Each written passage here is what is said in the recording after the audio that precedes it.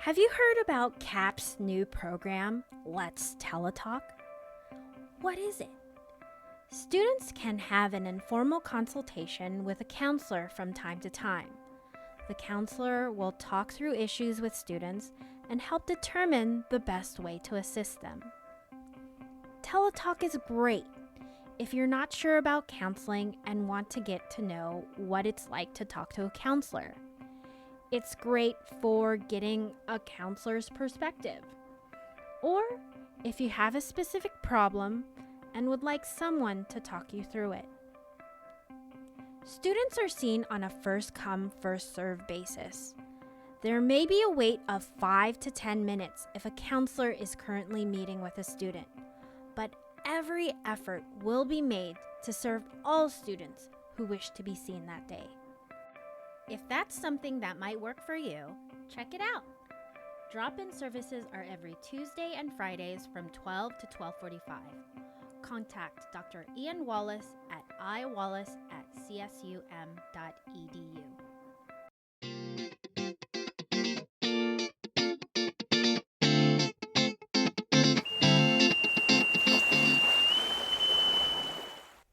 Hi, this is Angela Acosta, the health educator at Cal Maritime, your host for today's Resiliency Project podcast. Our mission is to foster resiliency and connection on campus. We also hope to offer health and wellness tips to help you navigate through this academic year. Our next guest is the new Student Health Director, Dr. Grace Chou. Dr. Chou grew up on the East Coast and attended Case Western Reserve University's School of Medicine in Cleveland, Ohio. She moved to California and completed her residency in Sacramento at the Sutter Medical Foundation. Dr. Chou comes to Cal Maritime from Stanford Healthcare and Affinity Medical Partners in Pinole, California, where she was the senior physician in primary care. Prior to that, Dr. Chou worked at Kaiser Permanente in Waimea, Hawaii. Here is Ryan Rodriguez facilitating the interview with Dr. Chou and our resiliency peers, Andre Jang and Justin Agbiani. All right. Good afternoon. My name is Andre Jang. I'm a licensed track ME, and I'm graduating class 2022. And I'm here today with. Hi, I'm Justin. I'm a senior Global Studies and Maritime Affairs student. And I'm Ryan Rodriguez. I'm one of the career coordinators on campus and here to help out our students. And it is a pleasure to have our new director on campus, Dr. Chou. Hi, nice to meet everyone. So Dr. Chou, let's start off with your background and where you came from and why you chose Cal Maritime.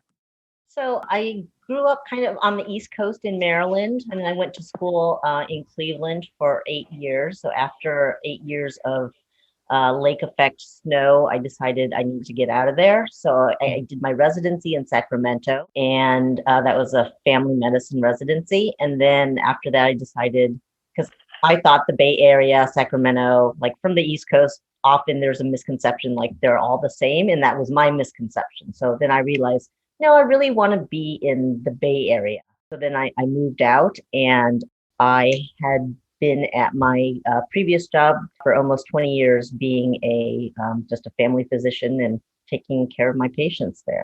So during my time there, Heather Hutchinson, the nurse practitioner here, she had come to spend time with me when she was a nurse practitioner. And after some time, then we actually hired her after she graduated. So we have worked together previously. She made me aware that there was an opening over here and had said a number of really nice things about students and the campus and how she enjoyed working here. So I thought, this is a fantastic opportunity. I've got to investigate it and check it out. These kind of opportunities don't come up all the time. So, and that's kind of how I ended up here.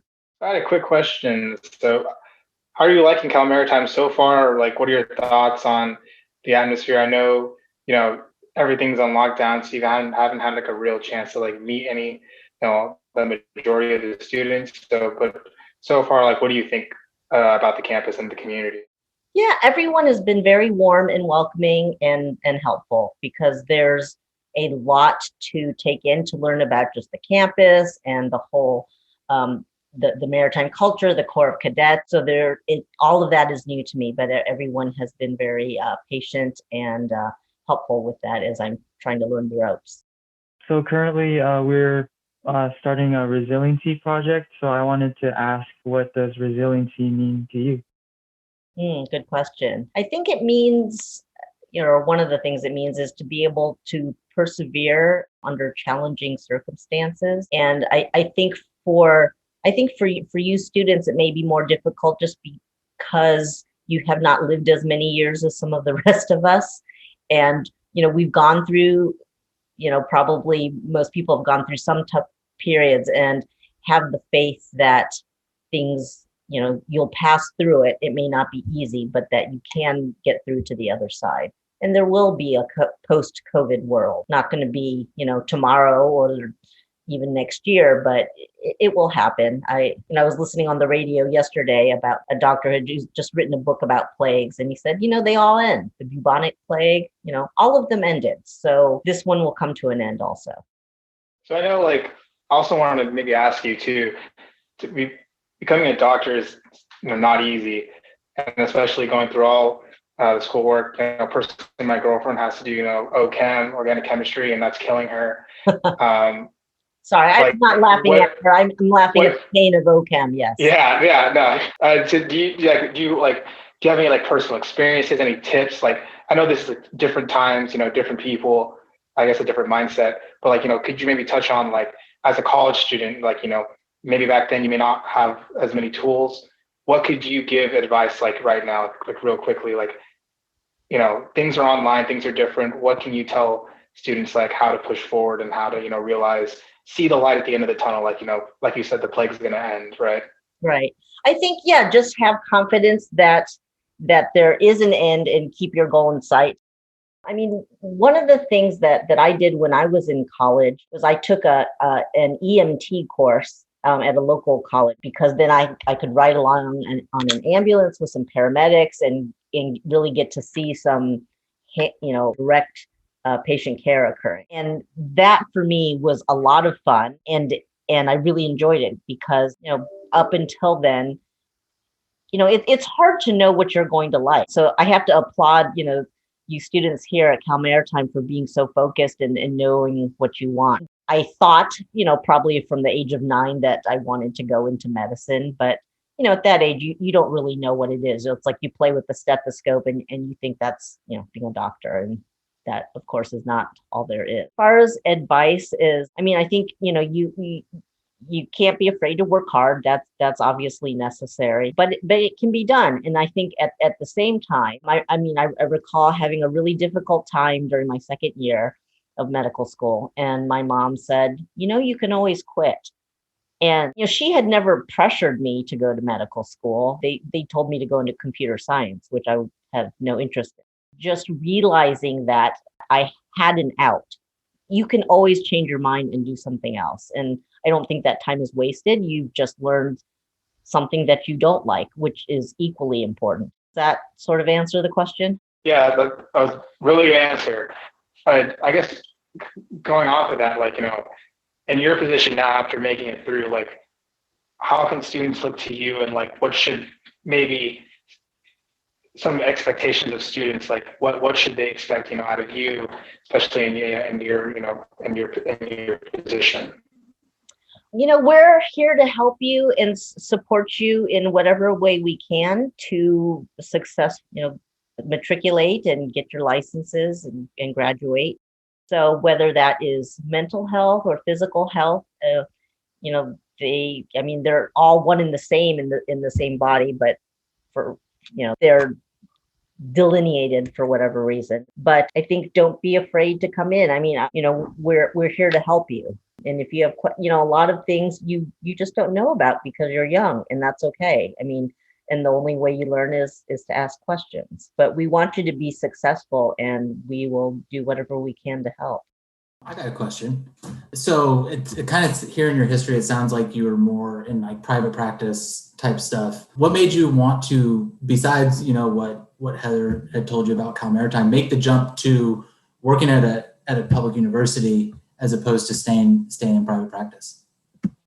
That's a good question. I mean, a lot of my population was really geriatric. So, the youngest person I would see in a day, a lot of the time would be 65. So it's just very different. And I think I like the idea of the energy of a younger population and being able to maybe, offer some guidance to really be able to make a difference in terms of, because as young adults, you're really at kind of a crossroads in your development. So learning about how to take care of yourself, eating well, exercising, sleeping well, the self-care that's important, especially when you're, going through this pandemic, which, none of us in our lifetimes has ever seen before. So however we can help, I think mindfulness is so important. I wasn't regularly practicing meditation until sometime in the last 15 years, but I wished I had known about it when I was your age. I think it's very useful. And there's some great apps that can help, as well as CAPS has their Mindfulness Mondays program, and that can be helpful. I think doing guided meditation or doing it like in a group setting when you first start is really helpful, because it would be really difficult, I think, just to sit quietly for 30 minutes, like if you've never done it before. Once you do, it's surprisingly helpful in how it can quiet your mind and make you be able to just function and thrive and do the best of your ability. It's like a tool in the toolbox is how I view it. Well, meditation is a pretty interesting thing, and I think a lot of people, kind of like you said, is like we think of it as, I got to sit by myself in quiet for 30 minutes, and how could I ever do that? So what got you kind of started into meditation, and then on top of that, how, because this is a kind of a resiliency theme, how have you seen meditation kind of transfer into your life and help with resiliency?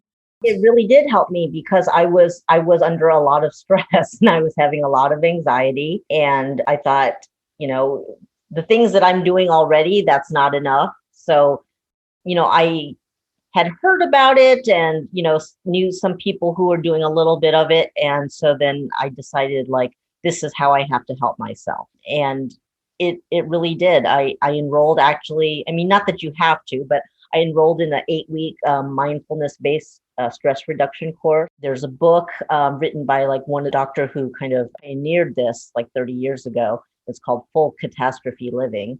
And I read that book and attended the class, and that was so helpful. Some of the things when you're stressed is, or at least for me, it's just thoughts racing through my mind and being unable to control that.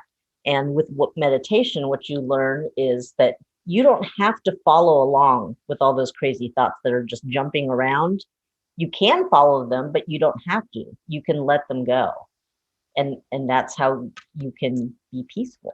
It's not an easy thing to do, but you start with 5 minutes, or you start with a guided meditation, which I think is easier to follow. So you're listening to someone talk about breathing, or you might do something like a body scan where they start at your toes and work their way up to your head. So in that case, you're focusing on the voice that is leading the meditation rather than the 1,000 things in your head that are swirling around. And it's a practice, and it does get easier as you do it. And I think you really start to see the benefit. And like I said, you can do it for 5 minutes. I mean, I've been doing a lot of 5-minute ones. I mean, I think if I have time, today I was able to do 15 minutes, was a little better. But, for me now, I can do 30 minutes. It's not difficult, but I couldn't do that in the beginning. Of course, there are people who can sit for hours. I'm not there. But I have found it really helpful. In the past year, there have been a couple of times where I meditated and I didn't do it intentionally, but after that period of meditation, I got up and had the most like productive half hour or hour of that I'd had probably in a couple weeks. And that happened several times to me. And I thought, wow, that can't be a coincidence that happened after I meditated and cleared my mind. It was very interesting. I mean, it doesn't happen to me every time, but there have been times where that occurred. And like I said, I don't think it's a coincidence that I was able to just kind of quiet my mind, and then I was able to focus and get things done. So I noticed earlier you talked about how all viruses or diseases, they kind of end in some time. Like coronavirus, you said would soon end. So that transition, how do you think that transition will be incorporated with the health department and getting our students more active now, being able to socialize more with each other? And what type of programs do you like to see that's incorporated on campus to help that those students transition, especially the incoming freshmen? Yes, I mean, when that does happen, I mean, we're still going to be wearing masks for quite a while, I would imagine. But I think we will be able to do more things in person instead of Zoom, because I know the Zoom fatigue is real, it's huge. So, and I think that's absolutely helpful, because human beings we're social creatures. We want to be around other people. And, we've had to make a lot of adjustments because of the pandemic. So I think a big thing is just being able to come into the office.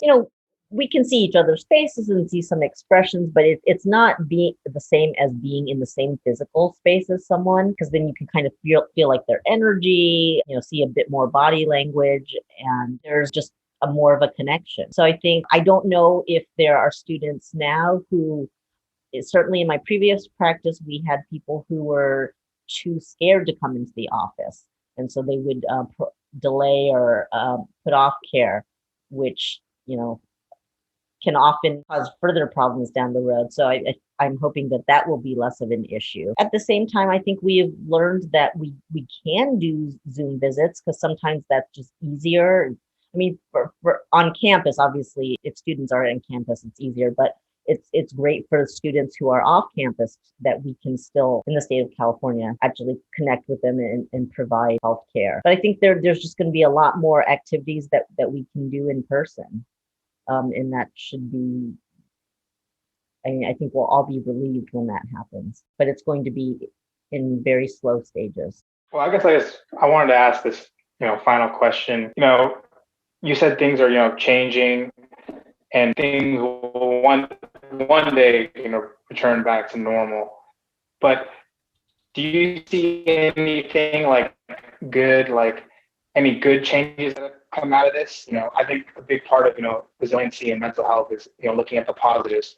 Like I know, and I can now, I recently just bought a movie with the money that I worked off of, and that's one good thing about it. So, do you think looking for the good out of every situation? Do you think that's a good mindset to have? Yeah, sorry, I had a little trouble hearing you in part of that, but I think I get the gist. I think, look, kind of facing all this difficulty, this stress that we all have, because no one has a crystal ball. We don't know what's coming ahead of us. So that is unnerving. It's unsettling for everyone. But I think, we've learned things that we can do to support each other, and how important that is. And I think that's another thing that I was actually quite impressed with when I came on campus, that it seemed like it was very open in talking about mental health issues. So, for so long there's been such a strong stigma, and, it tends to be more for men, because there's pressure for men to be strong and not show weakness. So I was really just happily surprised to see that,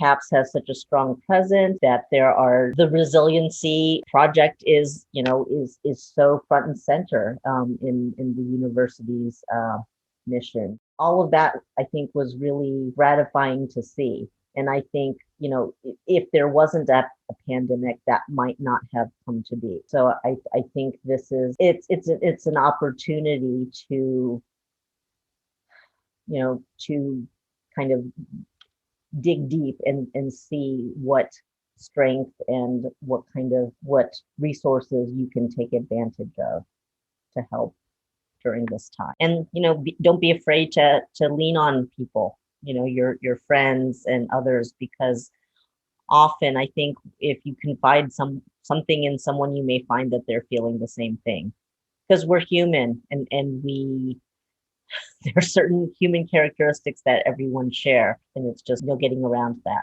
Well, I have no more questions. Thank you so much for talking with us, Dr. Chao. It was my pleasure. I think all my questions have been answered as well. Yeah, I'm good. Dr. Chao, thanks for stopping by. I don't know if you have any closing thoughts that you want to impart on our listeners, but we're definitely glad to have met you and have this conversation. Yeah, I think, in normal times, I would say, come on down and we'll meet you. But right now we're trying to minimize everyone's exposure. So, that's something that will change. Yeah, if there are any health questions or concerns or anything that we can help with, feel free to reach out, because that's what we're here for. And if we don't know the answer, we'll try to figure it out. Awesome. Well, thank you again very much, and hopefully we'll be able to see you around in some way, shape, or form over the next couple months. Like Dr. Chao said, all pandemics will come to an end. Keep your goal in sight. It will most likely happen in slow stages, slowly but surely. Take the opportunities to dig deep and take advantage of the resources available to help you during this time. If you're interested in learning more about mindfulness and meditation, check out mindful.org, which has a collection of resources with meditation and well-being articles, or insighttimer.com, which includes a library of various types of meditations and links by excellent teachers. Till next time, be well, stay safe, stay healthy.